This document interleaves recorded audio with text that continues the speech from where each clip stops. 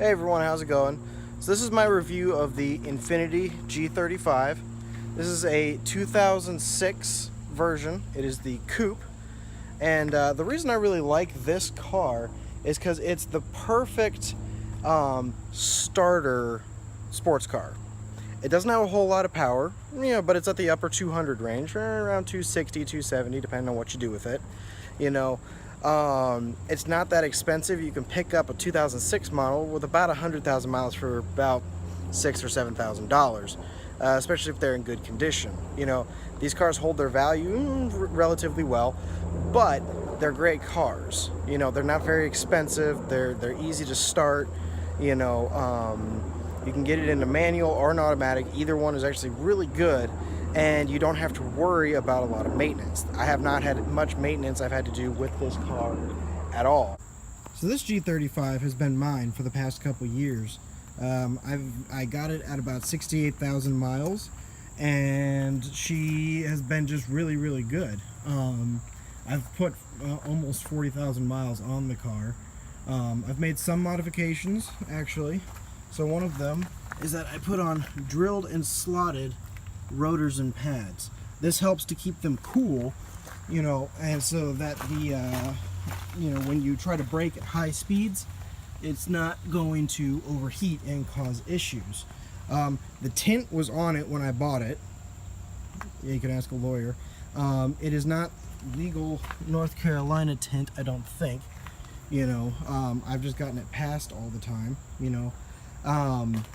but it just makes it for a really cool look with the black and then the tinted windows, all the way to the back. I added on this spoiler right here. This was about 60 bucks, which is honestly not that bad.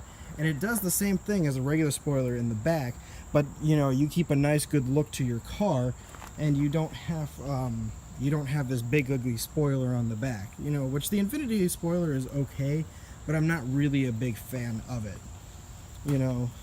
As we come back here, dual exhaust. That sounds really great.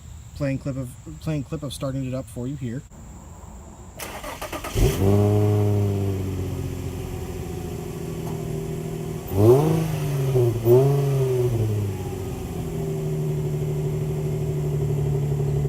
Alright.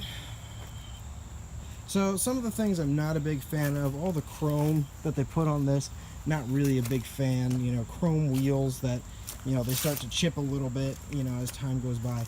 The other problem that some of these Infinitis have, if you're outdoors, it's kind of hard to see. You can see all these little pop marks. That's the clear coat starting to go. So I got to go and get the clear coat redone on this one probably. But it's not the end of the world. Alright, we're gonna pop the hood here so you guys can see what I've done underneath. So the G35 comes with a 3.5 liter V6 engine. Really good engine for the year. Have not had any issues with it. Maintenance is really low and inexpensive on it. I did take out the standard air intake, which takes up like this entire area here, and I put in a DC Sports intake system. Not a sponsor, but they did a really good job on this one. Everything sits in there nice and good. Might have to clean that, but as an overall, very easy install. All you have to do is take this bit out, and this bit right here, and this hose, and really that's it. The old air intake took up this entire area, which just was kind of dumb. It stopped the air from flowing into that engine. You actually get better gas mileage putting in this air intake than with the air intake that comes stock on it. Stock, you're getting about 25 miles to the gallon in a city and about 30 on the highway. Don't quote me on that. I might correct that in post. But I can definitely say, since putting this in, I'm not burning through nearly as much gas. Again, you got more chrome here, although they do have really cheap, DIY options for dipping that in black and getting that, a black matte finish, which I would have gone with, except for only one other part in this car is matte, and I'm not really a big fan of doing matte on everything. recommendation for you guys. The battery on this one went out a little bit ago, so I had to replace it. All right, battery is right here, and I went and put in an interstate battery. Interstate batteries are probably my favorite. They're never had an issue with it. You know, you can buy cheap batteries, you know, and that's one thing, but cheap batteries are cheap, you know, and honestly, for not a whole lot more, maybe $10-15 more, you can buy an interstate battery, which has much better reviews and just a much better battery overall. It comes with a 5-year performance warranty, you know, which is, you know, comparable to what you get to other, you know, companies out there. But as an overall, I like this one better. It's just a better battery, you know. So we're inside the car now, and looking around on the inside of this car, it doesn't look like a cheap car. You know, a lot of your cheap cars out there, you know, you get cloth seats, you know, and everything on it is like rubber and stuff. Like this right here, I don't like that sound, but this up here actually has a really good feel to it, you know. So they have a mix of cheap but also nice looking stuff. Some of the nice looking stuff in here, the wheel actually feels really good, you know. You can control cruise control over here, the radio, you can hook up your phone, change the channels. You know, I'm not a big fan of the look of this center console. Again, I just don't like the chrome. You know, I'm not really a big fan of it. You've got your cigarette charging cable in here, and, you know, for putting cigarettes here. Never smoked in this car once. Don't smoke. Don't like it. Something the Infiniti doesn't come with, at least this year, the 2006, I think they added it in later years, is a way to hook your phone up to play music through the radio. So I had to go and get a cord hooked up to it so that I could listen to music while I'm going down the road and not just the radio. It does come with 2 glove boxes, which I think is pretty cool. You know, gives you more space for your girlfriend to, you know, store all of her stuff, you know, or, you know, put in more stuff yourself. You know, a nice, decently sized center console here with a place to charge your phone, you know, which is great. Back seat isn't actually the worst thing in the entire world. There is a little bit of room there, you know, to have somebody's seat. Mostly kids can sit back there, you know. Drivers, the fun part about Infinitis, which other cars don't do this, is this is your seat controls right here. All right, so most of the time your seat controls are down here and you're trying to reach in there and, you know, figure out what you're trying to do. No, the seat controls are right here, you know, and the driver has more than the passenger, but that's okay. You know, your hazard light is here, which when you're driving is kind of annoying because this covers up the hazard light. And so if you're driving this car for the first time and for some reason you have to turn the hazards on, you don't know that it's right there, and you're looking all around, you're like, where the heck is this hazard light, you know?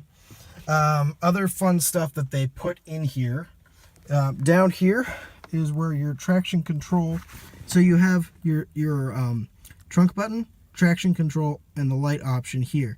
And to pop it into traction control and actually have some fun with it, you turn this off, and then you can put it over into gear. So we're gonna start it up real quick. All right, so this car does have the fun option of, you know, this is an automatic, this is my automatic. So you put it into drive, all right, and there it says it right there on the dash. And then when you pop it over like that, you can now pick your gear, which is a lot of fun for driving or for passing people or just for making loud noise. The G35 does have a pretty good sounding stock exhaust, I think, anyway. It could be a little bit better, and they do have stainless steel Nismo options out there for about, you know, $500 to $600, even $300 options that aren't all that bad. As you can see down here, you've got your gas pedal, brake pedal, and that is where your emergency brake is down here. All right, and then you do have your seat pick options here. Get stuff out of there. All right, standard setup.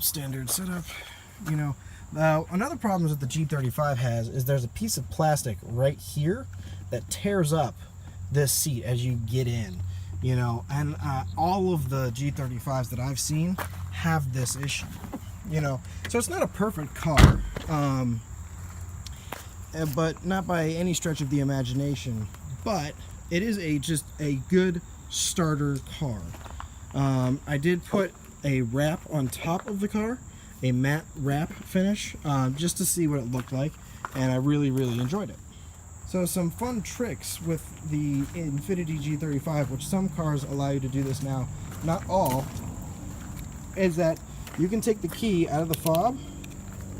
Alright, say you've locked the car and it's a hot day and you're like, oh no, I didn't put the windows down. What am I going to do? You just come here, take your key, and the windows will go down. Now, unlock it.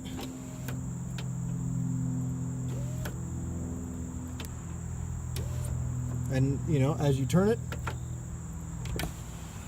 you can roll it all the way down, or roll it all the way back up till you get to the spot you like. I want to leave it right there.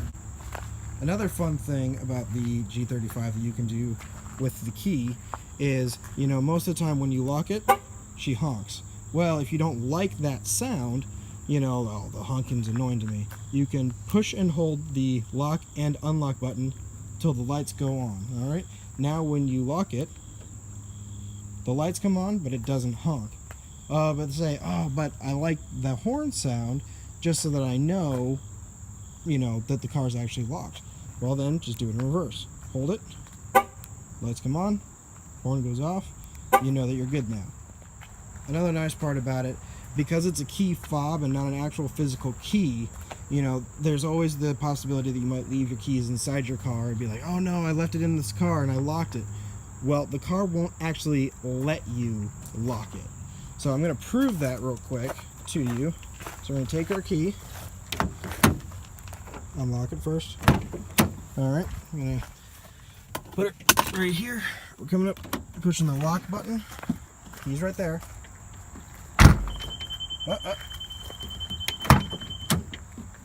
Won't let you do it. You can put it in the trunk, you can put it in the engine bay. I wouldn't recommend it, but it will not let you lock your key in the car, which I think is a pretty cool feature. So as an overall on this car, what I would say is, if you're looking to get your first sports car, but you don't have a lot of money and you don't want to be making large payments every month, look at this. It's definitely worth consideration. You know, they're not very difficult to get, they're very easy to drive, and they're a lot of fun. I have really enjoyed driving this car over the past couple years, and I'm moving on now to something bigger, better, louder, but that doesn't mean that you shouldn't consider this car.